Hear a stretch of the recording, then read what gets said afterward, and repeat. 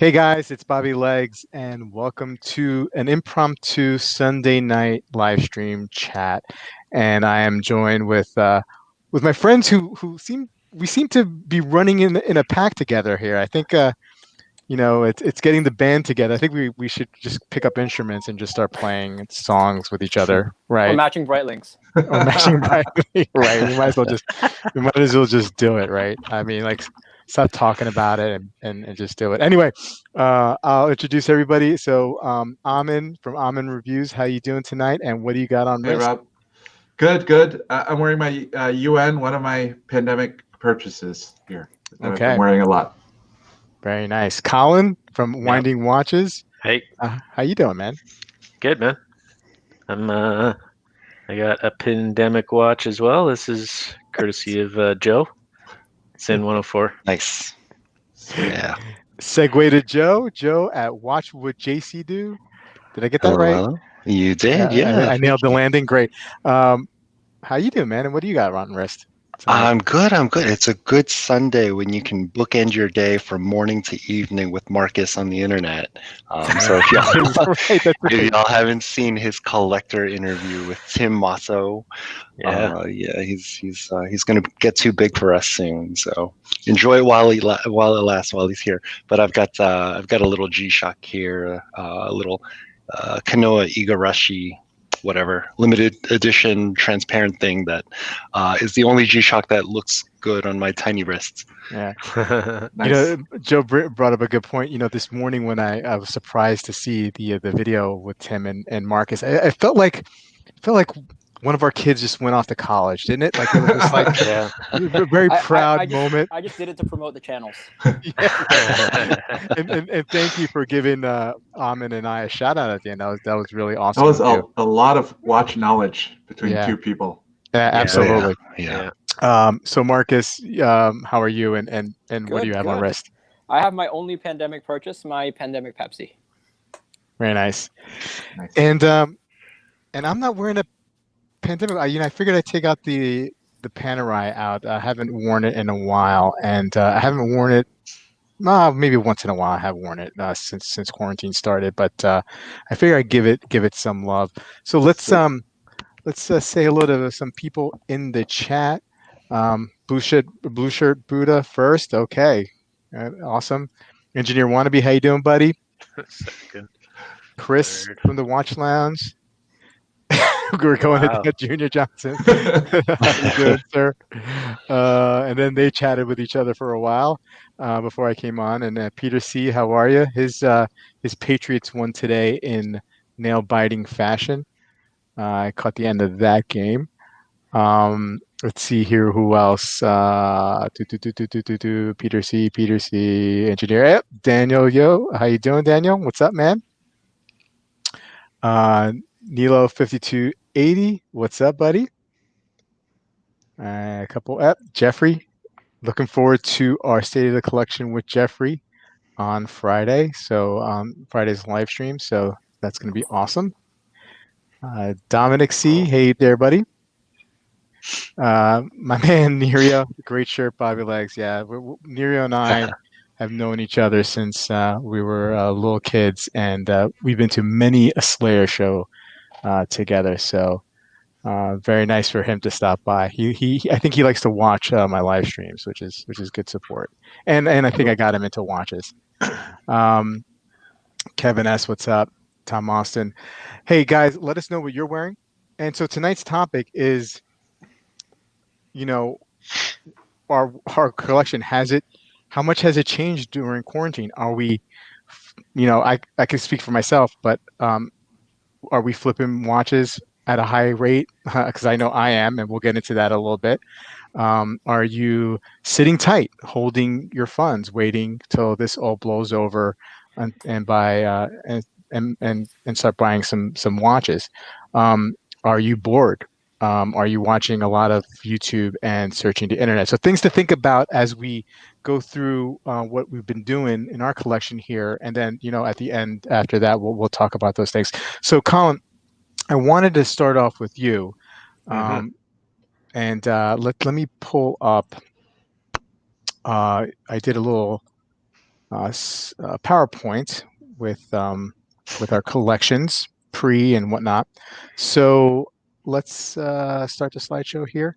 And so this is your collection. This is what it looked like, pre Yeah. February, March of this year, right? This was late February. Yeah. It's not even recognizable. Right, right. So you still have some of the ones. Yeah, pretty much. I don't recognize any of these watches. I mean, Yeah. I know you had the Glazoot, Yeah. but that's well, I'll let you tell the story here. But Yeah. so this was it, huh? You had these 12 watches. Mhm. Yeah. Man, see, like Um, I know what's coming up, and I'm like, I can't believe how yeah. much has So, changed. so I actually didn't start all this chaos. First of all, I want to say I'm both embarrassed and impressed with myself at what I've done over the past 9 months or so. But I actually started flipping quite a bit, turning over my collection in probably the 4 months leading up to, so probably like November, December, January, February. So this was it, end of February. So now the only untouchable in my collection is my Planet Ocean there, which is at the bottom near the middle. And I had my Moser, my Glasuta, a Helios, Speedmaster, a Nomos I bought just for Marcus. Um, and We know I everything love at the Nomos. yeah, everything at the top was kind of stuff I just kind of bought on a whim, like stuff for fun. Actually, the coolest watch at the top is second from the left. It's actually a quartz watch. It's a Hamilton khaki ETO, but it's actually a special edition that if anyone's familiar with in Canada, there's like our version of the Blue Angels is called the Snowbirds, and that was a Snowbirds watch, and you could only buy that if you were a member of the Snowbirds. Hmm. So I actually bought it from someone who was in the Snowbirds, and I had it for a while, and I'm a bit of a aviation geek, so I ended up selling it. But anyway, yeah, so that's where I was at. Okay. Now, So should I yeah, move go on to ahead. the next slide? Yeah. Sure. So bought and sold. I basically was selling stuff because I was trying to make room, really. I mean, I was taking a run at getting into Rolex. So my entire watch collecting career, I never had a Rolex. I was always, just focusing on other stuff. I didn't want to, I just bought stuff on the internet. I wasn't going into ADs, and I always refused to pay over list for a watch, basically, unless it's something that's actually discontinued and no longer available. So basically during the pandemic, I was kind of messaging my AD here and there, and I was like, I'm kind of thinking about a Omega Speedmaster Apollo 8 Dark Side of the Moon. Partially because I thought it was cool, partially because Marcus is a bad influence or a good influence, one of the two. And when they opened back up, I messaged again, and they said, actually, we have one. Why don't you come in? It was like right after they opened, so this was like May, I think. So I went in and I grabbed that, and actually right before that, I basically was pretty good for the whole time, and then I was like, I want to buy a watch, and I actually bought the Seiko Marine Master 200. Now that one was probably as soon as I bought it, I was like, I'm not gonna wear this much, but I just thought, you know what, I'll just buy it for fun. And then right after that, things went crazy, and I started getting some stuff, and the Zin. I actually traded the Marine Master 200 for the Zin 556, and that was more just to try something else out. And the root beer I bought from the AD, and that one I returned for a different reason, but we can get into that later. So now, I'm just gonna. had you Can I jump in here, started selling? Rob, a little bit? I'm sorry. Can I jump in here a little Oh bit? yeah, I absolutely. think Yeah. it's interesting. I think the binary question we as collectors, because do we say I'm not going to wear it much, and does that bother you? I think that's what determines what kind of a collector you are. Like, that's That the bothers singular me. characteristic. Yeah, and I think that's how we get to what small collections versus large collections is. Do we Mhm. say, I'm not going to wear this, even though we like the watch? Right. Yeah, like that watch is awesome. I still look at that picture. I'm like, damn, that's a good looking watch. Like, but I already have my Planet Ocean, which is my forever watch, and it's a dive watch, and that's what I'll reach for when I'm gonna wear something like that. So, it's it's just the way it is. And there, So how there's you? there are collectors that say, sorry, Rob. That's okay. There are It's okay, collectors man. that say, I'm not going to wear. They say that's a great looking watch, and then they stop there, right? Like the fact that they Yeah. don't wear it doesn't even enter the consciousness. Yeah, there's Um, some people who just buy them and they just want to have them and they just collect everything Yeah. and they never sell. Yeah. But no, I got to be able to wear my watches. I'll never buy something and not wear it. So had you Um, started selling those other watches before you bought the Apollo 8 in anticipation of the AD opening up in May? Or Um, did you buy the Apollo 8 and then you no, decided to? I was selling stuff because I wanted to buy the Moser Yeah, and the Glasuta. And I bought those actually early in the year, or late in 2019. So around then I bought those. So I was kind of offloading some stuff because I spent a bunch of money on those too. gotcha. So guys, if you can help me out in the chat, since I have the PowerPoint up, I can't really see Mhm. any other screen. So if you see anything in the chat, just feel free to comment. So this is what you have now can I currently. interrupt 1 second? Yeah, absolutely. Rick just asked if Mark M was here tonight. He was surprised to see two Mosers going out so fast. Did Mark get rid of two Mosers? No, he's putting them up for Yeah. sale. They're up for sale. And I'm actually Which two? surprised that Rick is surprised. Green Dragon and Heritage. What? Yeah. Yeah, Rick, you shouldn't be Yeah, surprised. why are you surprised at that? I'm surprised. you're surprised. Seriously? Oh, really? I guess I I'm already just knew, surprised. but I'm just surprised he didn't last until March. I He gave put him the at least dragon March. up for sale? he has good reasons. I mean, he's a lot like us. He kind of gets collection anxiety. Like I can't have a I huge thought that collection, was- and not only that, he doesn't have a huge collection, but he's got a lot of money tied up in it too. So I hear that. Mhm. But I thought that was the number one. I thought that was the. I thought so too, but All right. it's All right, part wish of I Kai could- the. I wish I could buy it. Vacheron. You could buy it. Go ahead. No, I can't buy it. All right. Sorry for that interruption. Let's, No, that's all right. Yeah, it was big news. That's very That's surprising the big to me. news of the day. It's not surprising to me that he is flipping something. I mean, I don't think anyone should ever be surprised if I flip something. But two of them. I'm excited And- for his all Devon Shred collection. That's good. I thought if you were going to flip, if you asked me which of those Mosers he was most likely to flip, I would have said the Endeavor. And then, you know what I mean? He chose the other two.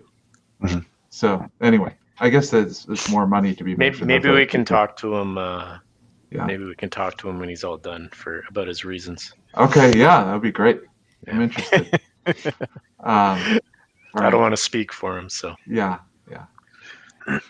So yeah, So- this is where I currently am.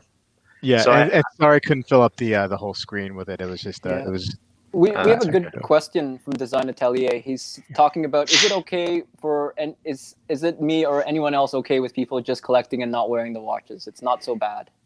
It's not so bad. it's not Yeah. so bad. You do Yeah. whatever you want, man. Yeah. It's just not for me. That's all. Yeah.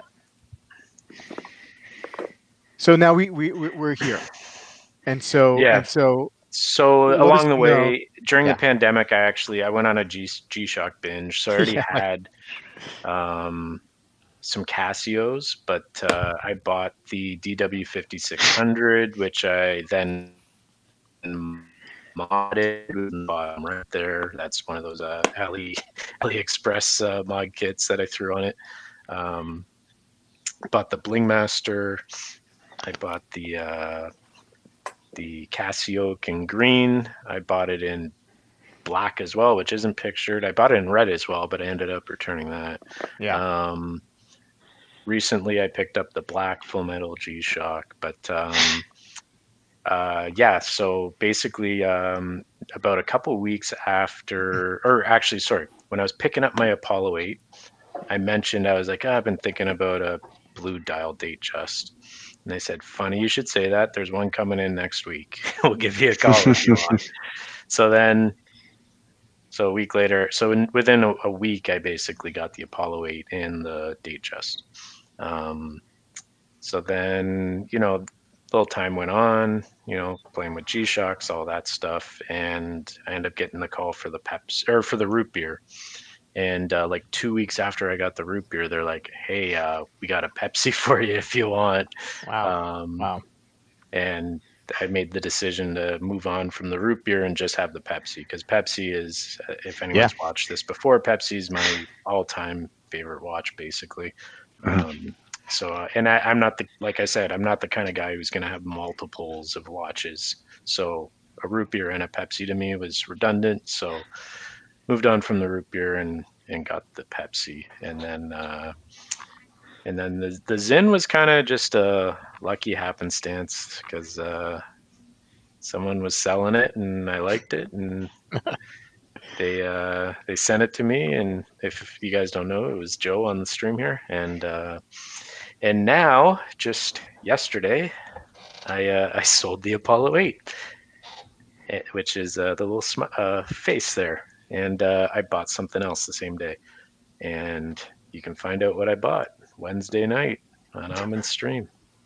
Excellent. I'm picking it up Wednesday. Sweet. Yeah. Excellent. Love the escalation, I feel. You know what's funny? Like, I actually forgot about some of these watches as I was going through to give you pictures and stuff. I was like, oh, I forgot all about the Zin 556. I forgot about the Seiko at one point. Colin, you're half G-Shock at this point. I pretty much, yeah. So what was I saying? And then I counted, and I've actually sold like 13 watches in the last 9 months. And I've bought, I think, 9 or something. So yeah, I can totally relate with like looking back at some of the pictures over the course of the year and not realize, oh, I had that watch. I totally forgot about that. It really didn't feel that chaotic to me though. Like, honestly, it's a lot of fun. It really helps me figure out what I like. Like, I'm really starting to zero in now that like I'm not really a dress watch guy. I'm a sports watch kind of guy. Yeah. I'm a Rolex guy. I mean, like, sorry, I apologize if I'm not a real collector, because I like Rolex, but I'm gonna buy what I like, and what I like is that. And if I end up with all Rolex one day, I guess I'll wear that scarlet letter and I'll be okay with it. Yeah. So blue shirt is definitely on the edge of his seat waiting to see what Colin, and so am I. Yeah. And all in her movements, she bought and sold today as well. So cool. You're not the only one. Yep. That keeper's mentality, it's hard to get back after you once you get a taste. After you flip a few times. So Kevin S says I should have kept one Seiko Turtle. I do actually still have the Seiko SKX 399, which is not a turtle. But funny thing is, I went on vacation in January and I wore the turtle at vacation. As soon as I got back, I sold it because I had to wear same watch for the whole week. And it was good while I was on vacation, but then I got back and I was like, I don't want to wear this anymore. Yeah. So I sold it. But I still have the SKX 399, which I haven't worn in probably 9 months. So awesome. Yeah. Take care, engineer. We'll see you soon. Sad times. I blame all of you. Selling is addicting. It totally is. And Rick also can sympathize. He sold his root beer and kept his Pepsi. So, yep. We all get that.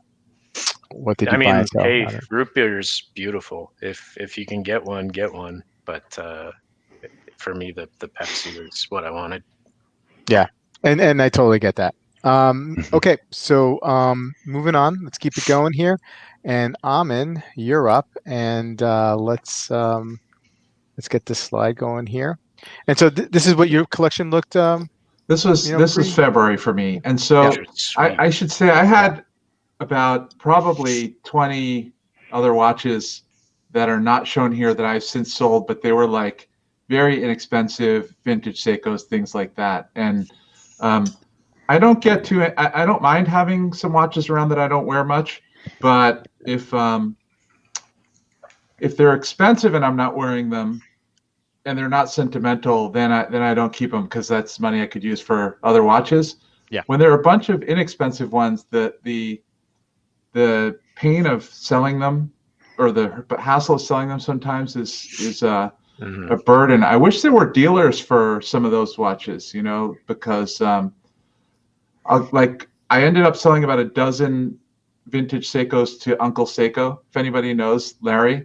And I was just like, I'll send you a whole pack of Seikos. You give me half of what you think they could possibly be worth, or half of that, or whatever. But I need to get these out of my closet. And he was like, all right, I'll check them out. And I wish that existed for other things, because Probably does. it doesn't seem to. I think it's called Watchbox, but it's 25%. Yeah, but Watchbox is higher end watches, right? Yeah. You can't sell them, anyway. So this was my main collection, my core collection. I would say at this point, the amount of turnover sort of slowing down, I would say, my collection, although this still looks very different than a year before this. I think I got to a point where every watch that I get rid of is one that I really, really, really like a lot, but it's to get something that I maybe want even more.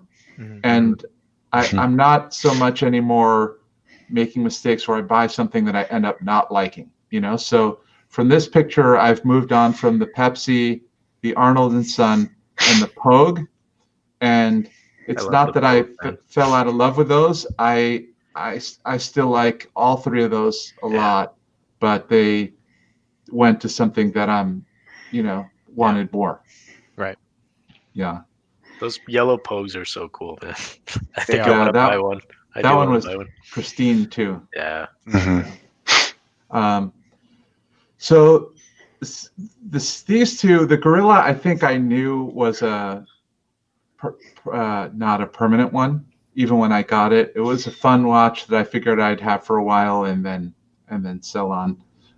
The Omega I thought would be a long-term watch, but I ended up wanting to use that money for I ended up getting the Bulgari and then feeling like I had overspent my family money and wanting to recoup some money. Yeah. So the Omega got sold after that at a big loss. When they say that two-tone watches don't hold value, that watch did not hold value. Wow. Yeah. I think you chose correctly though, keeping the Breguet. It's hard for the Aquaterra to compete with the Breguet. That's it was definitely hard to compete in the same box for sure. So here we are. Here, if you could sort of say that the Ulysse Nardin Perpetual Ludwig replaced the Arnold and Son in a way, as a kind of dress that watch. quirky off the beaten path kind of thing. And then, but in fact, it was the Pepsi and the Arnold and Son both went to in a trade-in for that Ulysse Nardin. Mm-hmm. And then I ended up buying the Bulgari, and I replaced. I didn't really replace the Pogue with the Seiko diver at the bottom there, but you could think of it that way because they're both Seikos. That Seiko at the bottom, I think that. So I ordered a watch that I'll have tomorrow. That will probably take that slot, and then that Seiko will probably. I mean, I'll probably give that to my son, my oldest son. Nice. Yeah. That's not Philip, right? Watch. We shouldn't give Philip anything. Philip is not interested in watches. He likes knives, Yeezys. Wait, like real knives? He likes real Or- knives and virtual Oh. knives. Okay. And fishing rods, fishing reels. Can't get nice. enough of them. Cool. Yeah, he'd like a tattoo. That's gonna have to wait. Oh no. Yeah. But no, watches. Philip's not into watches yet. Yeah. So that's my. And I've sold a lot of watches in the meanwhile. Yeah. A lot of inexpensive watches. All right, so let me go back into the chat here. That is a nice Equator, and it was a nice looking watch. Beautiful. For sure. It is beautiful. Mark, what did you think about the Gorilla, Amin? What were your thoughts on it? I mean, I know you felt that it wasn't going to be a keeper long term, but I remember you enjoying it. Yeah, I really did like it, and if I had a lot more money and didn't, I think I could feel okay just having watches that I barely ever wear in a collection if I didn't feel like I wanted to use the money to get something else that I'd wear more often.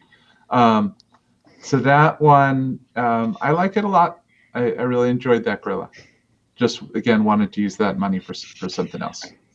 Thomas loving the blue dial. I think the blue dial is a winner. I know you went in there thinking black dial, and I think you made the right choice. I have a question for you, Amin. So I've always viewed the Breguet as your signature watch, and I think Thomas Burnett agrees with me. Yeah. I feel like everyone in this group has on the stream has a signature watch. For you, for me in my mind, it's the Marine. Do you think the Bulgari will ever eclipse that, or do you think the Marine's probably going to be your signature Good question. piece? You know, I don't think of the Breguet as my signature watch. I've told you my Moser is my favorite watch. The Breguet has the most identifiable features that I can try to explain or show, right? So I can take pictures of just an aspect of the Breguet blued indices, or just the guilloche, or just the coinage, or just the lug weld, or just the movement.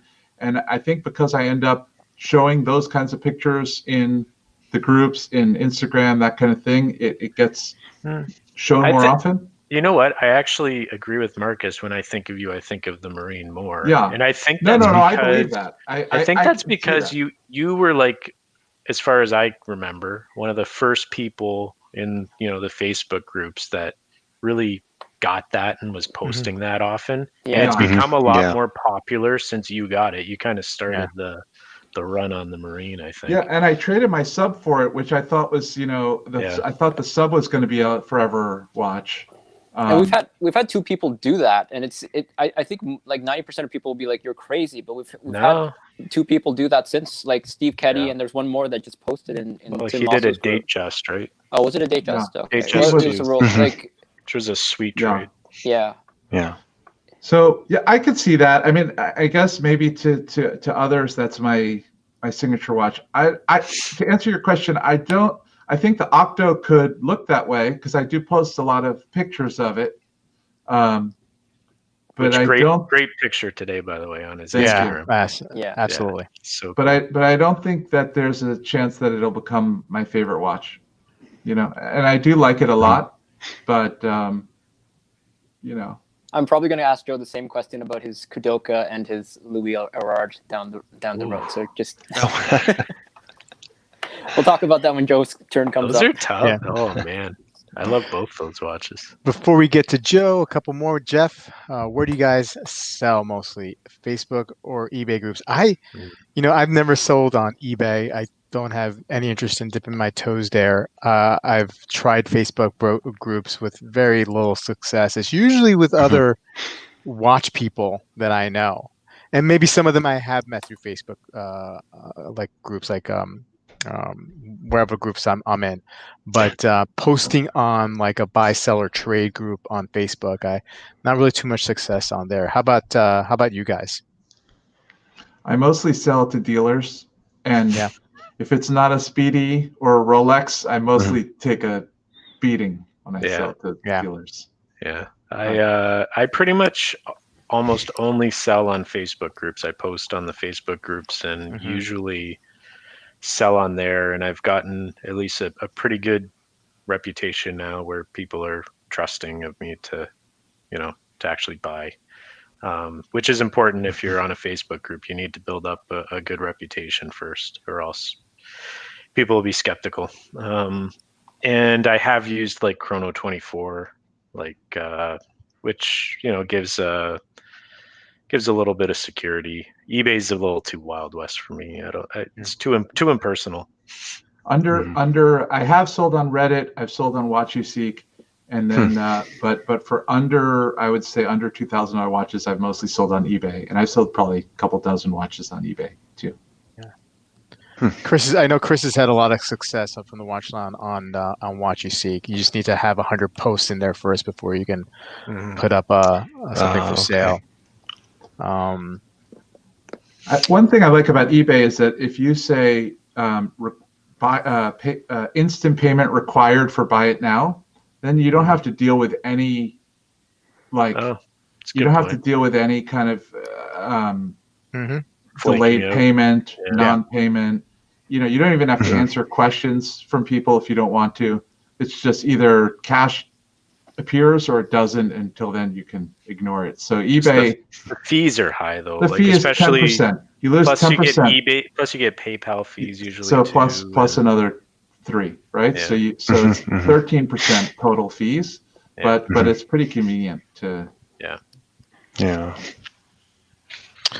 Well, Joe, I mean, we don't have any pictures for anything, but have you noticed a pattern in your purchases that is maybe different than previous years? Has it ramped up? I mean, I know you picked up some pretty spectacular pieces. I think there wasn't as much turnover in my collection. I'm really slow to accrue, and I'm really too lazy to sell often, even though I should. I should be getting rid of several. But I think essentially by virtue of who's typing. Oh, sorry. Kidding. Is the noise? Could you hear the noise? Chunka. Some respect. Sorry. It's seriously. But I think by virtue of. I am listening. You have my attention though. No, you type away. I think it's just hanging out with you guys. And learning from you, but also seeing like what you're doing and realizing like I am learning a lot of stuff about watches that I know I'm not going to get ever, and because of that, I feel more committed to kind of doubling down on the stuff that I really am interested in, and just kind of chasing that so that I can learn about it, but then I also have the opportunity of sharing it with you guys. So that's pretty cool. So I don't think I think without this pandemic experience of like hanging out with you guys who are also stuck at home and not having anything better to do with your own families, that without that experience, I probably wouldn't have like 3 active watch commissions right now. It's not a position I would ever imagine myself Joe, in. it literally sounds like you've reached horology nirvana. Like you're dedicated to learning about watches without buying and being patient. Yeah, he's like the scientist watching the gorillas, and he just rises above it, and he's like, look at these guys flipping watches, and then he just like, I'm gonna go get something bespoke. Yeah, right. No. But I'm also the guy who's like, oh yeah, there's a sale at Mr. Jones, so I'm gonna get something. Yeah. So no pictures to share because I don't even have watches in hand yet. They'll be done. They'll be done in like 10 months or something. But you got the Silverstein. Yeah. That was fun. That was a lucky one. Just happened to be on the website when they still had some. Unlike the freaking Coronos or Vianney halters. Yeah. Yours looks better. Yeah, I'll and be that honest. thing, Yeah, that I thing this like better. just sold for like triple list on an auction. Oh, Crazy. yeah, you can't. The Oh, those Irushi? Phillips auctions. Or the Mori? The Corona? The Silverstein. Oh, the Silverstein. Yeah. It's sold for like triple list on the auctions. Wow. Yeah, Something crazy, stupid. Yeah, Ugh. it's like $9,000 or something. yeah. Even though people are only asking half that on Chrono 24. Yeah. Yeah, I I don't was- understand auctions. It's stupid. I was looking at that in January. I couldn't pull the trigger. Oh well. Yeah. It's a Bobby- really cool looking watch. Bobby Smith, let us know what your 2 lockdown watches that you bought, if you don't mind. Okay, so Marcus. I'm proud to say that I'm at the end of the pandemic. At this point in the pandemic, I fewer watches than when I started the pandemic, but I have way more pens.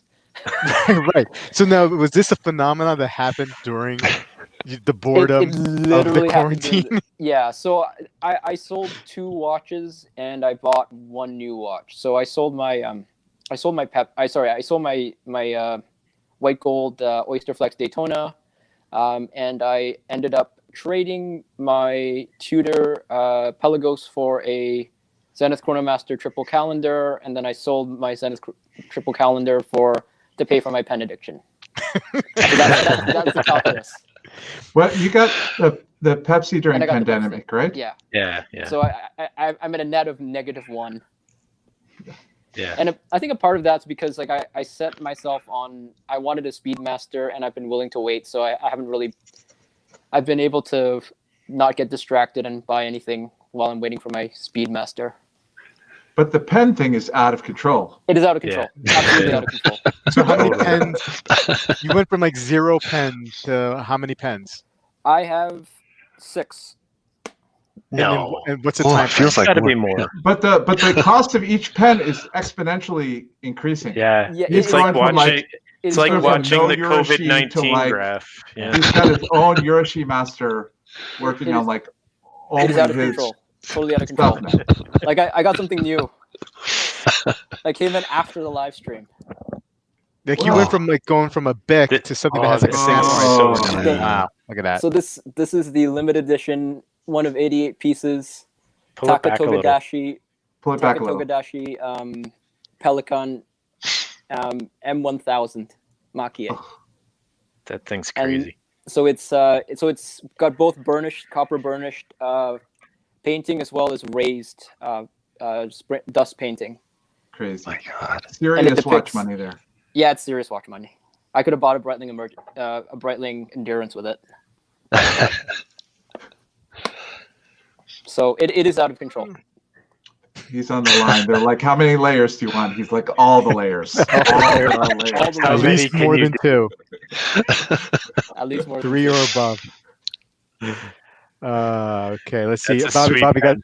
Bobby picked up the Tudor Beautiful. GMT and the Omega Speedy. Well done. And Nice. Marcus bought another pen today, didn't you?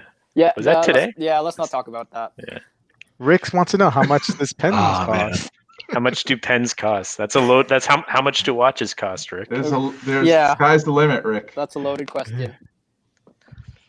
Yeah. To be fair, I bought this one. This was a 2010 limited edition. I found new old stock and I got it for 38% of list. So I'll let you do a little bit of research on what the list was, and then you can figure out what I paid for it.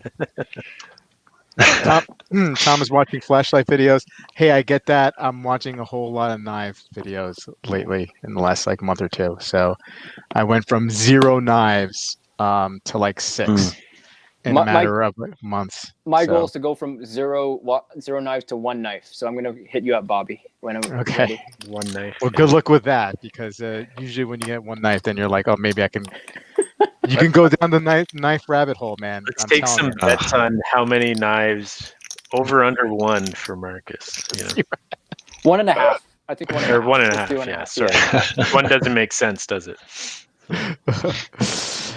Oh, Okay. just a quick question about the Yep. Pelagos. So Penny, I've got a 16 centimeter, so a Maso wrist, and the Pelagos was really comfortable. It was extremely Yeah. comfortable. There was no hot spots. The weight was perfect. The thickness, you couldn't really notice it compared to the regular black base and steel. Like the titanium really mitigates that. So just in case you're interested, and I suspect that you probably have a similar wrist size to me. So if you like the look of it, I had the LHD. It was an excellent watch. I just didn't. I reached a point where I didn't feel like I needed a diver in the collection anymore. Otherwise, I would have kept it. Milo's watching barbecue videos. Design, the pen is mightier than the wallet. Pretty good. Mark doesn't own pens. He rarely uses them. The ink dries out. Yeah, that could be an issue.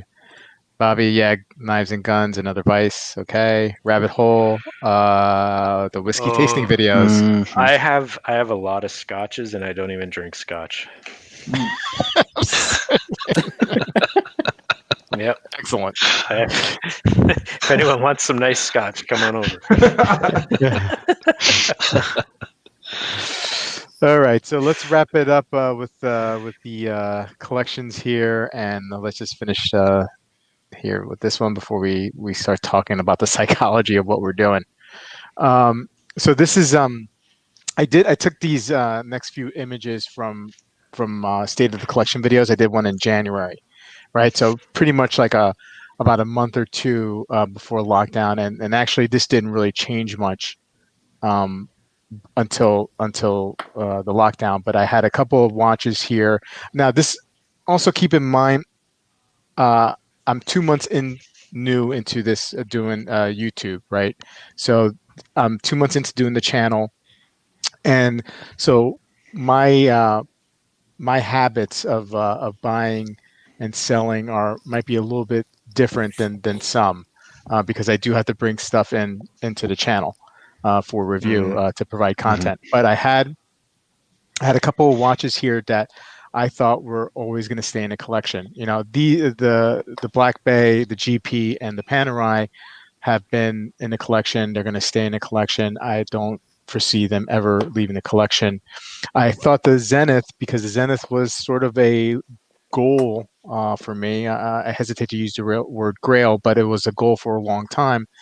And I thought that watch wasn't going to go anywhere. I picked up an Islander ISL. I think this is the 9.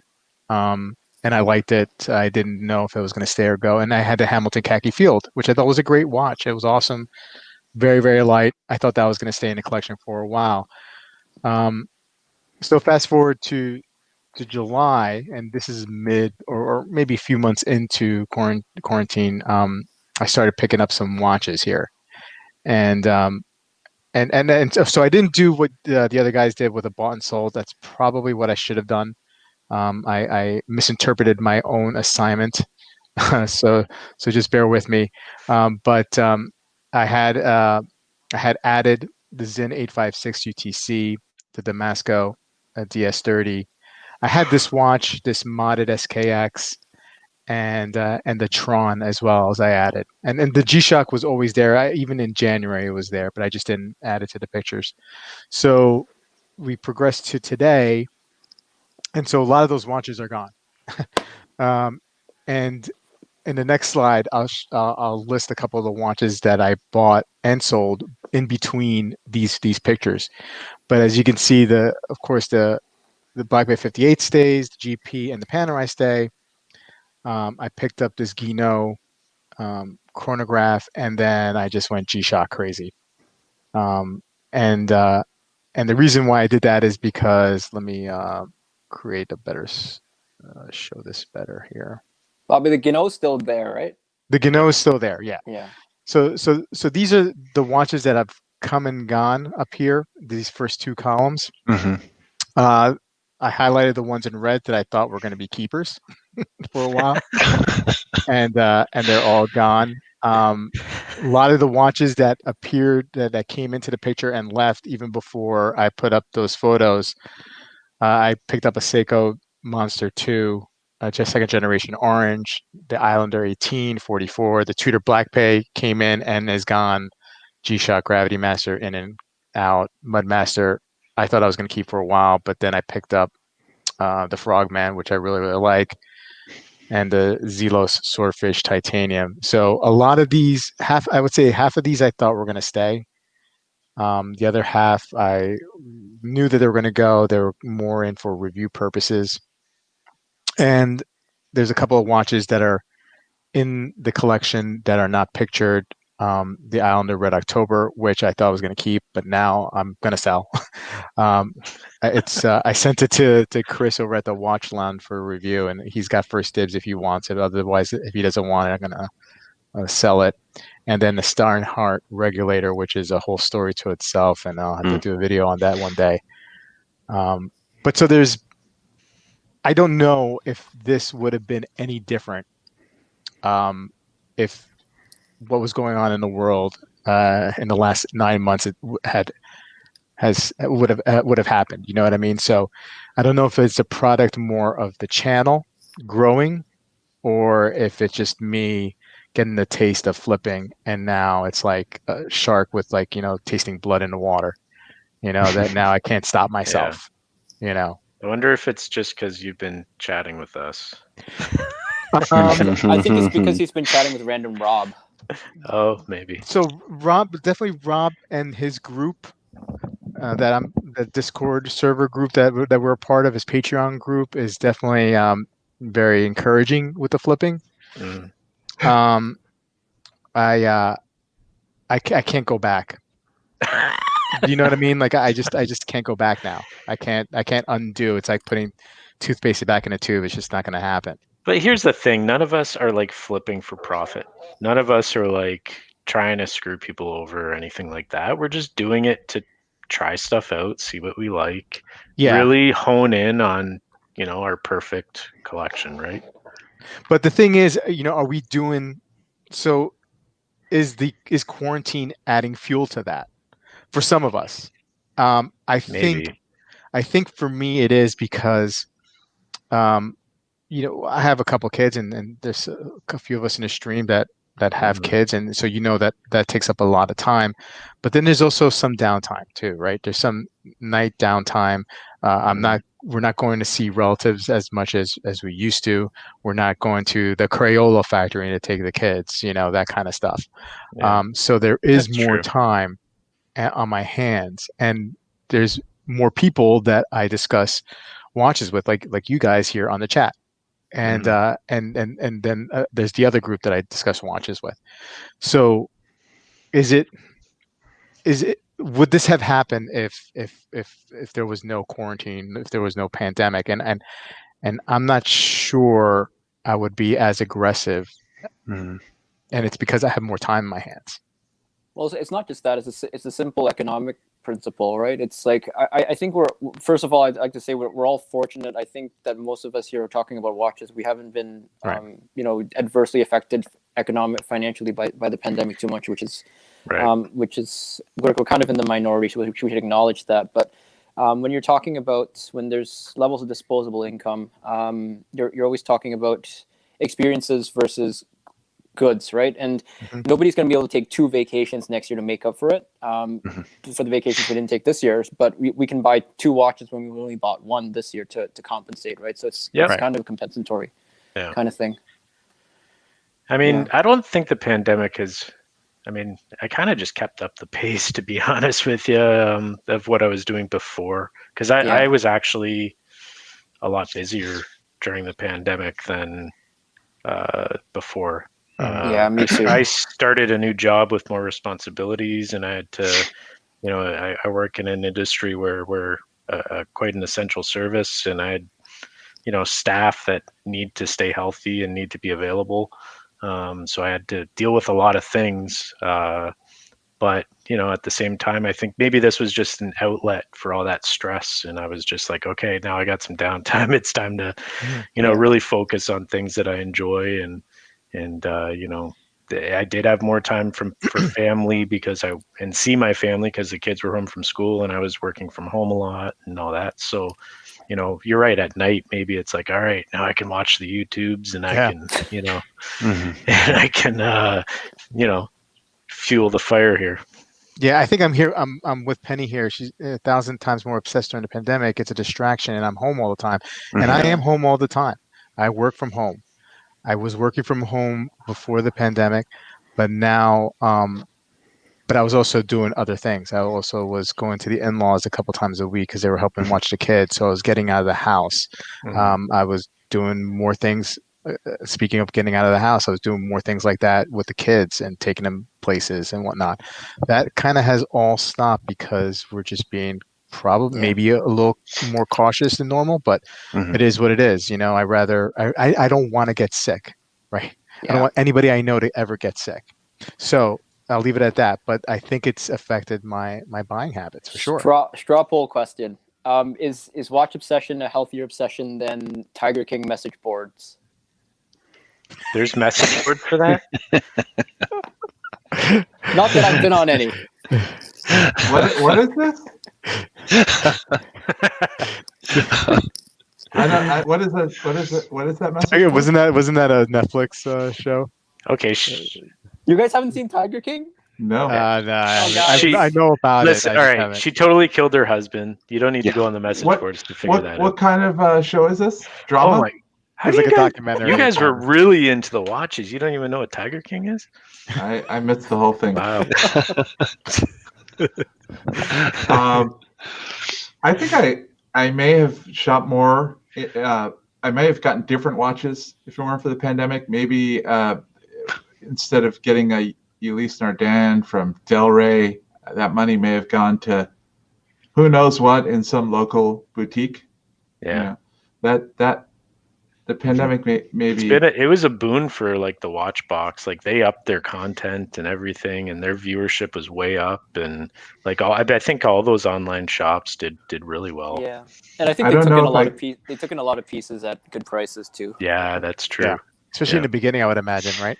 Yeah. Yeah, I don't know if I ended up getting more watches, but I think I got different watches, for better or for worse. Maybe. Because at the beginning, right? I mean, I did notice, and I'm not sure if I'm the only one, but I did notice that prices in watches generally were a little, maybe going down a little bit or more reasonable. But in the last like 4 or 5 months, it's been going like this, right? Yeah. I mean, you know, so at the moment, kind of like our stock market may not be the true accurate reflection of our economy, is that raise in pricing, is that a really accurate description of the health of the watch market? It's weird because two brands that seem to be doing better now after the pandemic, it seems like Longa and Moser are doing much better coming out of the pandemic than they were heading in, which is weird. Yeah. Because it seems like it took the pandemic for people to figure out about Moser and Longa, but there were some sweet Longa deals during the early pandemic that I'm kicking myself. Now the prices are back above December levels. Yeah. Yeah. So I just read Penny's comment about Tiger King. So should I watch Tiger King now? I don't know. Is it good? I feel like no, because everyone's done talking about it. What's that? Everyone's done talking about it. I think it had to be like a shared experience in April. It's ridiculous. I don't really talk to people about TV series anyway. I think you're better off not watching it. No, you should. Yeah, you should watch. Watch. You know, I kind of, there's a part of me that wants to watch, but I'm like, do I have to see any more mullets? You know what I mean? What's the genre? What's the it's like a documentary, sensationalized faux documentary. Yeah. That's not for me. Anyway. And not for Rick either. So yeah, that's good. Yeah. Trash TV. Yeah. So guys at the chat, love to keep the chat going and see what you guys really think is going on psychologically, with the buying and selling. For some of us, maybe not everybody is selling and buying like crazy, but I think some of us are, or more abnormal than usual. You know what I mean? Like I definitely feel like I'm doing a lot more. I'm much more active, and I'm trying to determine if it's because I have the channel as well, or is it because I'm just more obsessed because I have, not that I have more time in my hand, but I have more YouTube time on my hand. You know, Probably a combination. yeah. But one thing, you get a lot of things in for the channel, right? So Yeah. go ahead. Colin pointed out to me that my collection, state of the collection, I think it was like a year ago, I had almost completely different watches now than one of my state of the collection. So even pre-pandemic, there was a lot of change in that 6 months pre-pandemic. And I think it's interesting. It'll be interesting for those of us who've flipped a lot of watches to see whether we keep looking like we have a totally different collection in 1 to 2 years, or if the rate of that change slows down. Colin, you're shaking your head. I think I've slowed down. I actually, even though I just sold a couple, but I have slowed down, and I'm being a little more discerning with what I want, I think. And you're drawing pictures too. What am I doing? Oh, yeah. So you might pictures of watches. Pictures of watches to make. Oh, man. Yeah, I have it right there. And that's funny. I forgot about that. Even though it's right next to me. But I think I have a few keepers now that I wasn't always sure that I had keepers. I think that mine is slowing down too, and that my collection a year from now will look a lot like what it looks like now, but I don't know. We'll see. They keep coming out with new watches. That's the problem. I hope so. I think so. Yeah. I hope so. I feel like I'm getting there towards something that's more stable, but it'll be interesting to see. Do you actually want to get there, though? I guess is the question. I don't want to get to like an end product that's totally done and doesn't change. No, I don't want that. But I like the idea of, slower evolution, not wholesale. I feel like I'm getting close to being done, but still enjoying watches. That's why you got into pens.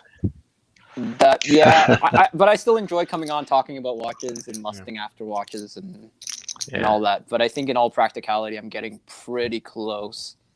Yeah, like probably probably the Ed White and the Snoopy are going to come in. The Snoopy's going to leave for something big, and that might be it. Unless I hit the lottery or something. And then we disown Marcus. Yeah.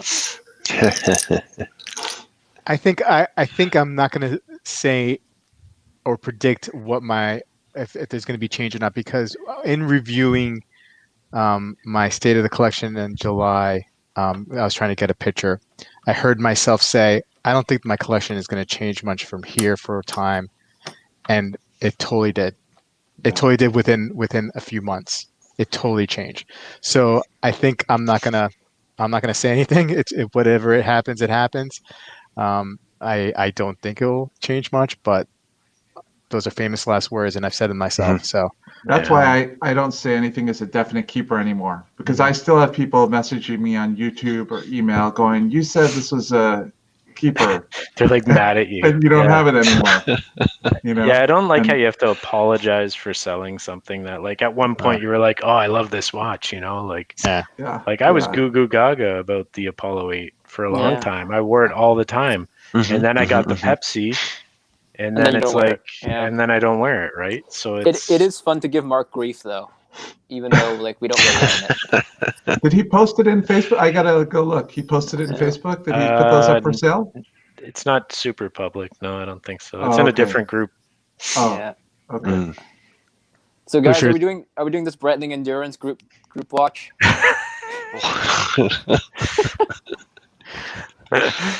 Maybe. I don't know. I got to think about that one still.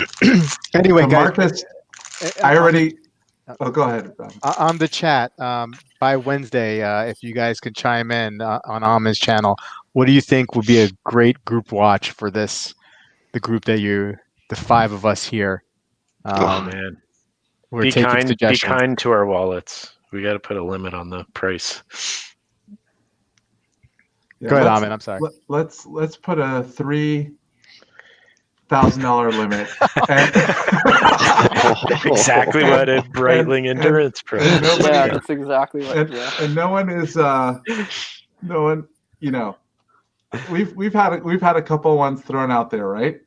Like when you And guys said no-nos, RGM, no that was no-nos. too expensive for me No to even nomos. Yeah. consider. Yeah, RGM's that's a big ask. Anardane is under 3,000, and we had talked about getting a custom color enamel dial Anardane, so that was a possibility. Maybe. Um, I'm not the, sold on that one. Can we do anything with 2 layers of Urushi? No. No? The Endurance Definitely Pro, not, right? Marcus said he'll be third if there's a second. Yeah, I will be third in. Well, I know Joe won't be second, so It's between me to and you, me or Colin. Rob. Joe, do you hate it? Are you? I don't hate it. I don't hate it. But, Don't hate it, but yeah. Everyone's got to like it. We can't. Yeah, For sure, we everyone can't has to force like anyone. it. It has to be the right time. Yeah, everyone's got to like it. Yeah. That's so funny. Well, gentlemen, You know what oh, my yeah. my best pickup was? What? 4 new watch friends. Oh. You guys. oh. Wah, wah, wah. Okay, on that note, we've come up to an hour, guys. Thank you so much for joining us here on Sunday night. I know a lot of you have to go into work tomorrow after a long holiday, so I appreciate you stopping in. Amin, you can see Amin on Amin Reviews, I'm sorry, YouTube channel, and Amin Review official Instagram. Colin over at Winding Watches _watches and his YouTube channel Winding Watches. Any other new videos are gonna come real Twitter? soon. Oh, okay. Okay, Yeah. great. Any other Instagram channels you want to plug? Anything else No, that we should no. be aware of? Okay, great. Can you have more than one? I don't know. I thought you would know. I didn't know. Anyways, Joe at Watch with JC Dude. Thank you so much for coming tonight, and Marcus at Penn Ultimate Watch on Instagram. Thanks again, and guys, have a good night, and don't forget to tune into Amin's live stream, weekly live stream on Wednesday night, guys. See you guys And, Wednesday. New See you watch Wednesday. reveal, hopefully. Oh, hey, that's right. Yeah. Take care, guys.